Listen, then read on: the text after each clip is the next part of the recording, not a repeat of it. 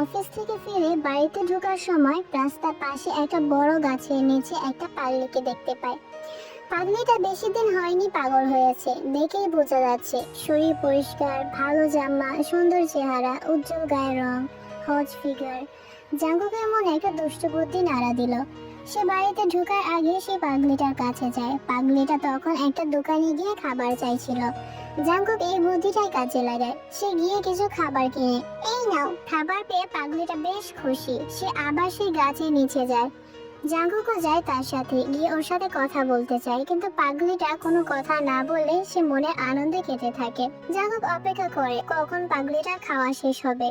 কিছুক্ষণ পর পাগলিটা খাওয়া শেষ করলে জাঙ্কুক ওকে জঙ্গলের ঝোপের ভিতর নিয়ে যায়। তারপর আর কি, জাঙ্কুক নিজের উদ্দেশ্য হাসিল করছে। এদিকে মেইন কাজ করার সময় পাগলিটা কান্না শুরু করে।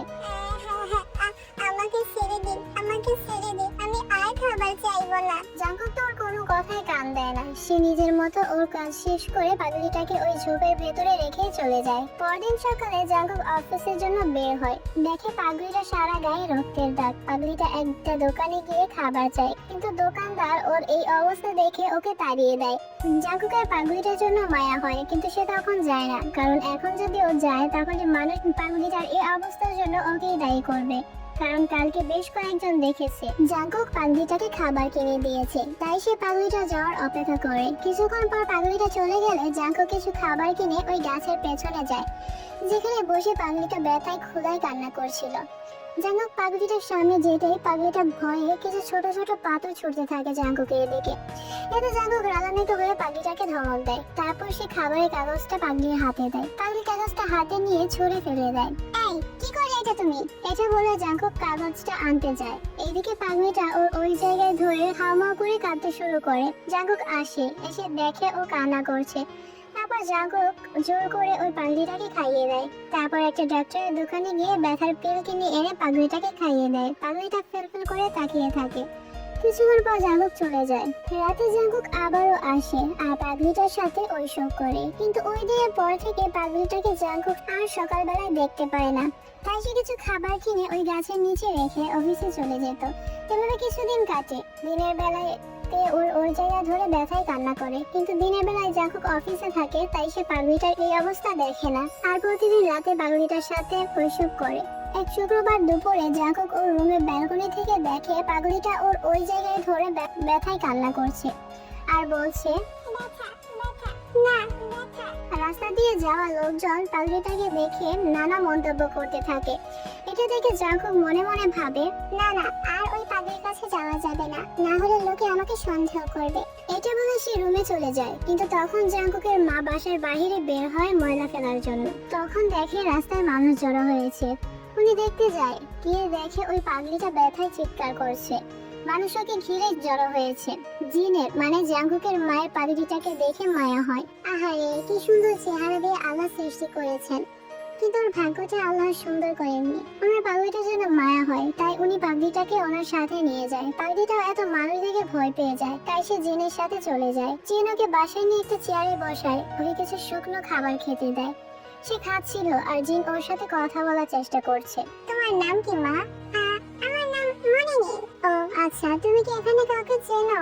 তখন পাগলিটা কান্না করে দেয়। জানো, একটা লোক প্রতিদিন আমাকে খাবার কিনে দেয়, কিন্তু রাতে আমাকে অনেক ব্যথা দেয়। এই যে দেখো, এইখানে ব্যথা দেয়। জিন বুঝে যায় ওর সাথে কেউ খারাপ কিছু করেছে। পাগলিটা অনেক কান্না করছে, তাই জিন ওকে জড়িয়ে ধরে। এদিকে কান্নার শব্দে বিরক্ত হয়ে জাঙ্কুক ড্রয়িং রুমে আসে। পাগলিটা জাঙ্কুককে দেখে ভয়ে কেঁপে ওঠে আর বলতে থাকে, না না, ব্যথা ব্যথা, এখানে ব্যথা, আমাকে ছেড়ে দিন। তখন জিন পেছনে তাকিয়ে দেখে জাঙ্কুক ভয় পেয়ে যায়। পাগলিটাকে দেখে, মা, তুমি পাগলিটাকে বাড়িতে এনেছো কেন? এদিকে পাগলিটা হাউমাউ করে কান্না করছে। জিনের মনে একটা খটকা লাগে। সে কিছু না ভেবে জাঙ্কুককে বলে, কি করেছিস ওর সাথে? জাঙ্কুক কোনো উত্তর না দিয়ে রুমে চলে যায়। জিনের বুঝতে আর বাকি নেই যে এই পাগলিটার সর্বনাশ তার একমাত্র আদরের ছেলে জাঙ্কুকই করেছে। জিন মাথায় হাত দিয়ে মেঝেতে বসে যায়। তখনই নামজন আসে। এসে দেখে পাগলিটা হাউমাউ করে কাঁদছে আর জিন মেঝেতে বসে আছে মাথায় হাত দিয়ে। কি গো, কি হলো তোমার? আমার ছেলে হয়ে ছি ছি ছি ছি, এত আদর যত্নে বড় করলাম, শেষে এই দিন দেখার জন্য। আরে কি হয়েছে বলবে তো নাকি? আরে তোর বউয়ের দরকার, তুই মা বাবাকে বললেই তো পারতিস। ধুর ছাই, কার কথা বলছো? বলবে তো নাকি? কার আবার? আমাদের আদরের ছেলের। কেন, ও আবার কি করলো? জিন ইশারা দিয়ে পাগড়িটাকে দেখায়। এ কি, পাগলিটা এখানে কেন? তখনই পাগড়িটা দৌড়ে সেখান থেকে বেরিয়ে যায়। জিন মনে করে ও ভয় পেয়ে চলে যাচ্ছে, তাই জিনও পাগড়িটার পেছনে যেতে শুরু করে, সাথে নামজনও। আরে কোথায় যাচ্ছো? আমরা কেউ তোমাকে কিছু করব না, চলে আসো আমার কাছে। পাগড়িটা রাস্তার পাশে গিয়ে বমি করতে শুরু করে। জিন নামজনকে ধরে। ওগো। আরে কি হয়েছে একটু বলবে আমায়? জিন গিয়ে ওই পাগড়িটার পিঠে হাত বুলাতে বলে, বলবো, সব বলবো, কিন্তু আগে ওকে নিয়ে যাই। ওকে নিয়ে কি করবে? তারপর জিন মেয়েটাকে আবার বাসায় নিয়ে আসে, এসে ওকে গোসল করাতে নিয়ে যায়। গোসল করানোর সময় তের গায়ের জামাটায় পানি লেগে জামার ময়লাগুলো উঠে যায়। জিন তখন জামাটার দিকে খেয়াল করে না। উনি পাগলিকে গোসল করিয়ে পুনরায় একটা ড্রেস পরিয়ে নামজনের কাছে বসিয়ে দিয়ে যায়। নামজন পাগলিকে দেখে বলে, মাশাআল্লাহ, মেয়েটা দেখতে কত সুন্দর। কিন্তু ওর ভাগ্যটা সুন্দর না। আচ্ছা, তুমি ওকে একটু দেখে রাখো, ও যেন চলে না যায়। আমি ওর কাপড়গুলো ফেলে দিয়ে আসি। নামজন পাগলির সাথে কথা বলতে চায়। তোমার নাম কি? পাগলিটা হেসে বলে, আমার নাম তো জানি না, তোমার নাম কি? নামজন হাসতে হাসতে বলে, আমার নাম কেমন নামজন? নামজন তো চমকে যায়। পাগলিটা কথা বলছে একদম শুদ্ধ ভাষায়, নম্রতার সাথে। তখনই জিন নামজনকে ডাক দেয়। কি বলো, ডাকছো কেন? দেখো তো, এই জামাটা তুমি আমাকে গত মাসে কিনে দিয়েছিলে না? আরে হ্যাঁ, এই জামাটাই তো। এটা ওই মেয়েটার গায়ে ছিল। মেয়েটা মনে হয় কোনো ভালো ঘরে নেই। তুমি ঠিক বলেছো। আমি ওর সাথে যখন কথা বলছিলাম, ও একদম শুদ্ধ ভাষায় কথা বলছে। কোনো রাস্তার পাগলের পক্ষে এটা সম্ভব না। তখনই পাগলিটার কান্নার আওয়াজ পাওয়া যায়। পুনরায় গিয়ে দেখে জাঙ্কুক পাগলিটাকে ভয় দেখিয়ে বের করে দিতে চাইছে। জিন কড়া গলায় বলে, তুই তখন আমার কথার জবাব দিসনি কেন? জিন আসতেই পাগলি জিনকে গিয়ে জড়িয়ে ধরে। জাঙ্কুক, আমার কথার উত্তর দে, চুপ করে থাকিস না। আমি এই পাগলির সাথে কি করব? তুমি ওর সাথে কি করেছো তা ওর আচরণে আগেই বোঝা গেছে, আর এখন তো তুমি এটা স্পষ্ট করলে যে তুমি এই কাজটা করেছো। জাঙ্কুক চুপ করে আছে। জিন, তুমি কি বলতে চাইছো? আমি কি বলতে চাইছি তা তোমার ছেলেকে জিজ্ঞেস করো। একটা পাগলি শুয়ে ধরতে ওর একটু বিবেকে বাঁধলো না? আমার ছেলে হয়ে ও। বলে জিন মুখে হাত দিয়ে কান্না শুরু করে। জাঙ্কুক জিন ও নামজনের একমাত্র ছেলে। অনেক আদর যত্নে তারা জাঙ্কুককে বড় করেছে, তাই জাঙ্কুক মায়ের কান্না দেখে আর চুপ থাকতে পারলো না। সে স্বীকার করে নেয়। ও গিয়ে জিনের পায়ে ধরে বলে, মা, আমাকে মাফ করে দাও মা, আমি ভুল করে ফেলেছি, আমাকে মাফ করে দাও। বাবা, তোর বইয়ের দরকার, তুই যে একবার বলতে পারতিস। এমন তো নয় যে তুই আমাদের কিছু শেয়ার করিস না। কেন তুই এই পাগলিটা সর্বনাশ করলি? আমাকে মাফ করে দাও মা, আমি বুঝতে পারিনি। তোর একটা ভুলের কারণে পাগলিটার কত কষ্ট সহ্য করতে হয়েছে। আমি তো ভয় করছি ও আবার প্রেগনেন্ট না হয়ে যায়। কি? ছি জাঙ্কুক, তুমি আমাদের ছেলে হয়ে এমনটা করবে আমি ভাবতেও পারিনি। জিন, আমি গিয়ে প্রেগন্যান্সি কিট কিনে আনছি, তুমি চেক করে দেখো। যদি কিছু না হয় তাহলে মেয়েটাকে আর কষ্ট সহ্য করতে হবে না। আচ্ছা যাও, আর জাঙ্কুকের বিয়ের জন্য মেয়ে খুঁজতে হবে।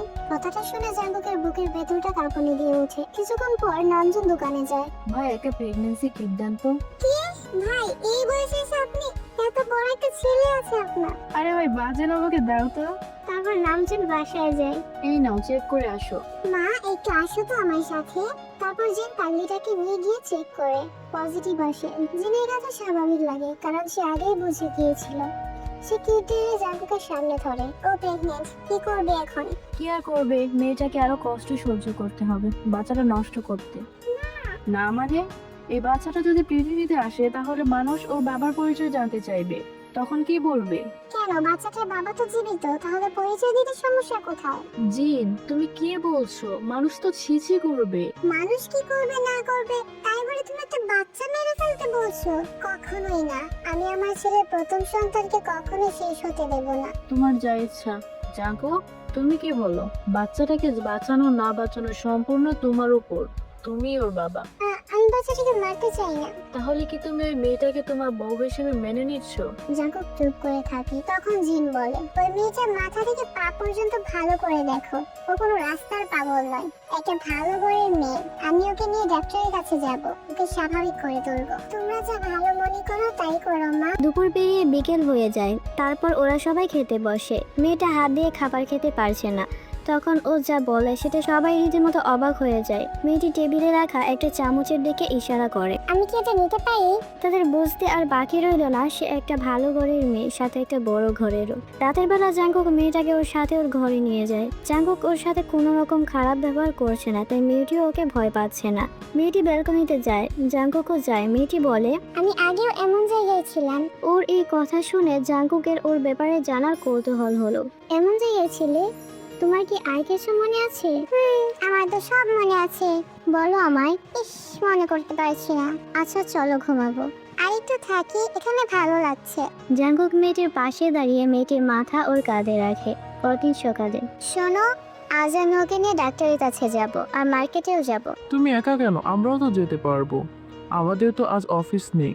আচ্ছা তাহলে খেয়ে সবাই তাড়াতাড়ি তৈরি হয়ে নাও। তারপর ওনারা চারজন বের হয়। জাঙ্কুক গাড়ি বের করে। মেয়েটি গাড়ি দেখে ভয়ে মাথার পেছন দিকে হাত দিয়ে কান্না শুরু করে দেয় আর বলতে থাকে, আমাকে ছেড়ে দাও, আমাকে যেতে দাও। আমি বাবাকে সব বলে দেব। বাবা তোমাদের পানিশমেন্ট দেবে। সে চলে যেতে নেয়। জিন তাকে ধরে বলে, আমরা কেউ তোমাকে কিচ্ছু করব না। আমাকে তুমি বিশ্বাস করো না? কিন্তু এই কারটা আমি বাবার কাছে যাব। বলে সে কান্না শুরু করে। ওনারা আর কথা না বাড়িয়ে দ্রুত ডাক্তারের কাছে যায়, কারণ ওর অনেক কিছু মনে আছে, চেষ্টা করে সব মনে করানো যাবে। ডাক্তারের কাছে নিয়ে গেলে ডাক্তার সব পরীক্ষা নিরীক্ষা করে বলেন, ওর স্মৃতি ড্যামেজ হয়েছে, বেশি দিন হয়নি। সঠিকভাবে চিকিৎসা করলে আবারও সব ফিরিয়ে আনা যাবে। তবে কি স্যার, ও এখন প্রেগনেন্ট, তাই ওকে বেশি চাপ দিবেন না, তাহলে ওর আর ওর বাচ্চার দুজনেরই ক্ষতি হবে। আচ্ছা। তারপর ওনারা মার্কেটে যায়, কিছু কেনাকাটা করে বাড়ি ফেরে। এভাবে দিন কাটছে। মেয়েটির পেটে জাঙ্কুকের সন্তান আস্তে আস্তে বড় হচ্ছে। জাঙ্কুকও মেয়েটির প্রতি যত্নবান হয়ে উঠেছে। জাঙ্কুক এখন মেয়েটিকে ভালোবাসে, আর মেয়েটিও ওদের সাথে থাকতে থাকতে আগে সে অনেকটা স্বাভাবিক হয়ে উঠেছে। একদিন জাঙ্কুক ওর মা বাবাকে বলে, ওর অবস্থা আগে থেকে অনেকটা স্বাভাবিক হয়ে গেছে, আর বাচ্চাটাও দিন দিন বড় হয়ে যাচ্ছে। তাই আমি ভাবছি এবার আমাদের বিয়েটা করিয়ে দাও। এই বিষয়ে আমি আর তোমার মা আগেই কথা বলেছি, শুধু ওর স্বাভাবিক হওয়ার অপেক্ষা করছিলাম। তারপর ওদের বিয়ে হয়।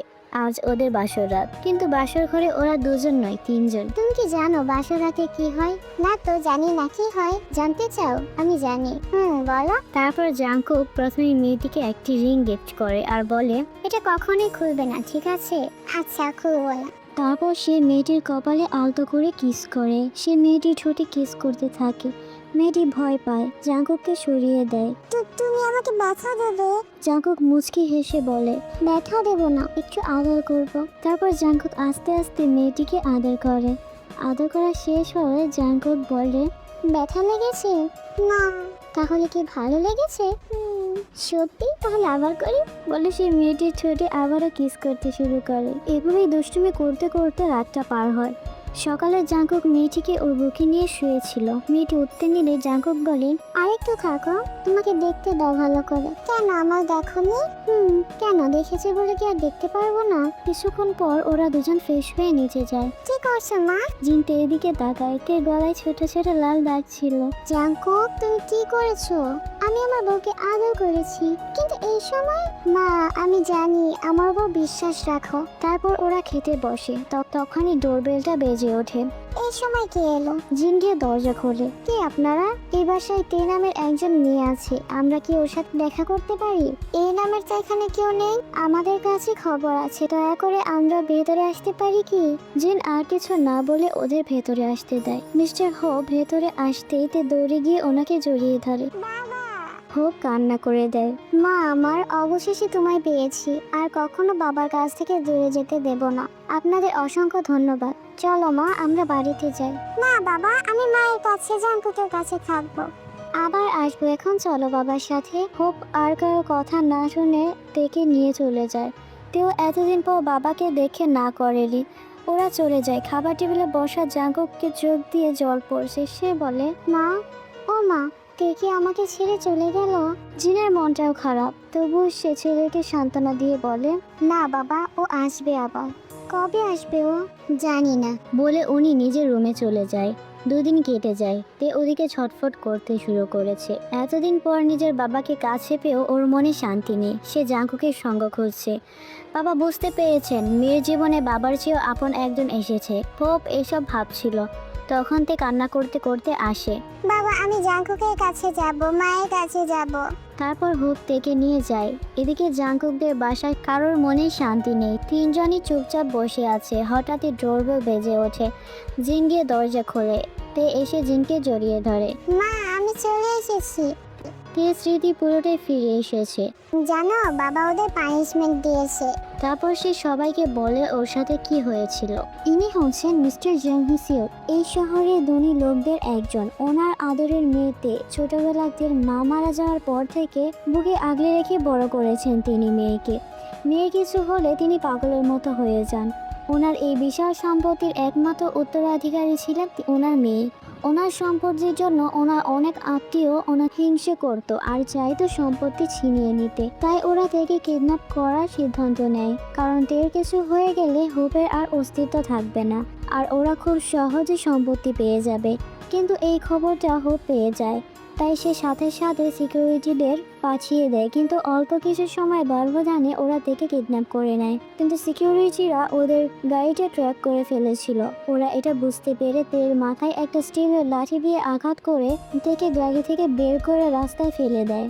ওরা ভেবেছিল তে মারা যাবে, কিন্তু ভাগ্য আজ থেকে এখানে নিয়ে এসেছে। আমি বুঝতে পেরেছি আমার মেয়ে এখন আমার থেকেও আপন একজনকে পেয়ে গেছে। দয়া করে তুমি আমার মেয়েকে কখনো কষ্ট দিও না। বাবা আপনি আমাদের উপর বিশ্বাস রাখতে পারেন। কিছুক্ষণ গল্প করে হোপ চলে যায়। তে আর জাঙ্কুক রুমে যায়, কিন্তু জাঙ্কুক থেকে এড়িয়ে যাচ্ছে।